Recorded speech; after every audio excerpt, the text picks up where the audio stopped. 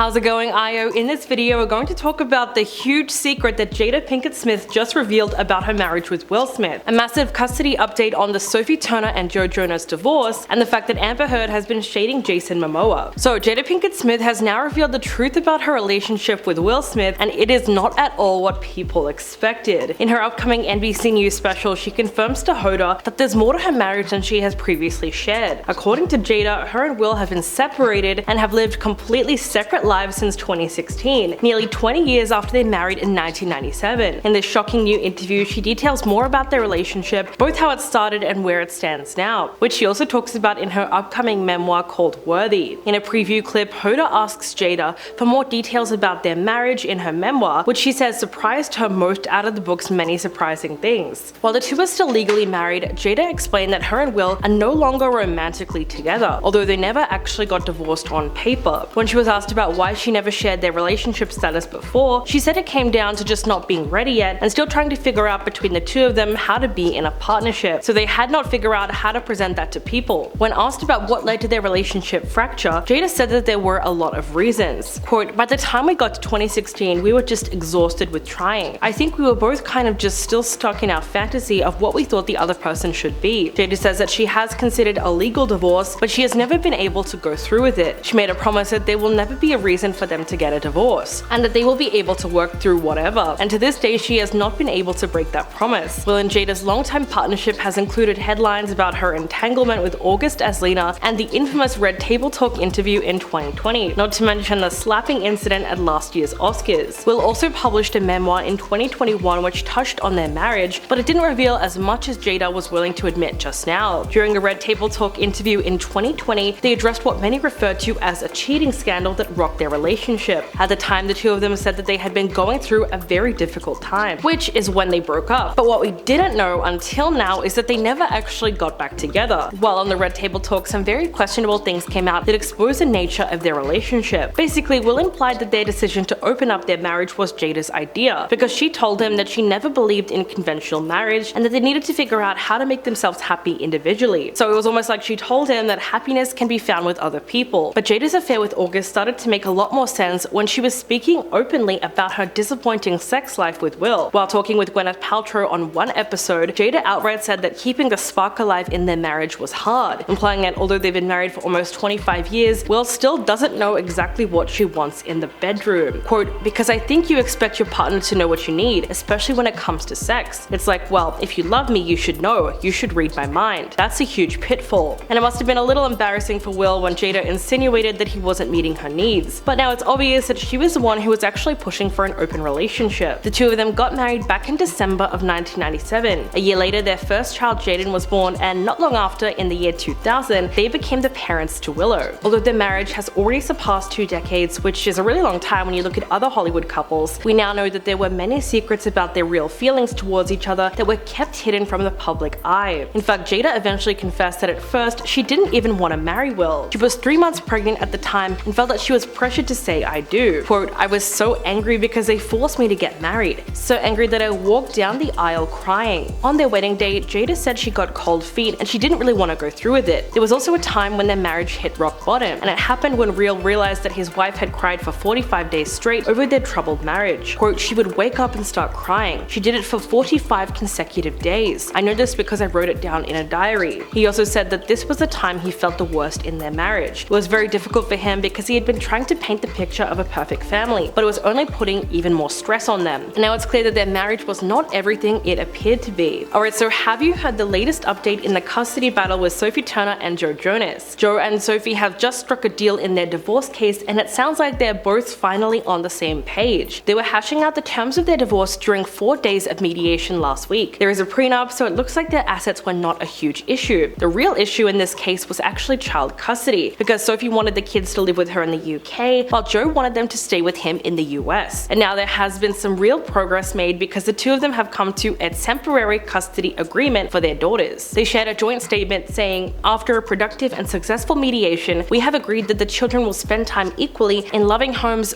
both in the US and in the UK. We look forward to being great co-parents." In court documents, an interim consent order laid out custody of their daughters for the coming weeks. The agreement only extends through January 7th, so for the future it says that the parties shall jointly jointly submit a status report letter prior to December 23rd, which will outline the status of mediation between them. This news comes after Sophie filed a bombshell lawsuit against Joe, suing for wrongful retention and alleging that he was withholding their passports and not allowing them to return to England. The complaint against him called for the immediate return of the children wrongfully removed or wrongfully retained. Shortly after she filed her complaint, Joe released a statement disputing her claims and saying that he believed that they had reached an agreement to work on a co-parenting plan. On September 5th, he filed for a dissolution of marriage in Miami. The filing claimed that the marriage between the two parties was irretrievably broken. It also included a reference to the couple's two kids, saying a parenting plan should be established, which addresses all parenting issues and contains a time-sharing schedule providing for frequent and continuing contact with both parties. The children have been residing with their father in Miami and other locations throughout the United States. For several weeks now, the divorce has been getting rather messy. In court documents, Sophie admitted that she was blindsided by his decision to file for divorce. She said the breakdown of their marriage happened very suddenly after an argument that they had on August 15th. In fact, it was so unexpected that she said she learned about their split from the media at the same time as the rest of the world. She claimed that Joe agreed to declare England their forever home in conversations that took place over Christmas in 2022, while they were preparing for the year ahead. She said that after they sold their Miami home, they were in the process of buying a home in the English countryside, at which point Sophie was busy filming a TV series while Joe had started touring with the Jonas brothers. They eventually split up in late August, and then the two of them met up to discuss the issue of custody and the next steps in co-parenting. At this point, Sophie says she once again brought up their plan to move to England, but this time Joe no longer agreed. In fact, he had a complete change of heart. Then in the latest court documents, which eventually got leaked on the internet, Sophie detailed all the places that the kids had been staying over the past year. And judging from the list, before they relocated to England, they didn't stay in one place for more than 4 weeks. This also meant that Sophie gave birth to their second child and then spent her first year postpartum constantly moving around, from one rental home to another rental home, which sounded like a recipe for disaster. For his part, Joe hit back with a statement of his own where he insisted that he did not abduct their kids. He said he was okay with the kids being raised in both the US and the UK, but he claims that they have spent the vast majority of their lives in the US, so obviously it would be a lot easier if they were to stay there. The end of the statement is very critical of Sophie and her actions in this divorce. It said, "This is an unfortunate legal disagreement about a marriage that is sadly ending. When language like abduction is used, it is misleading at best and a serious misuse of the legal system at worst. The children were not abducted."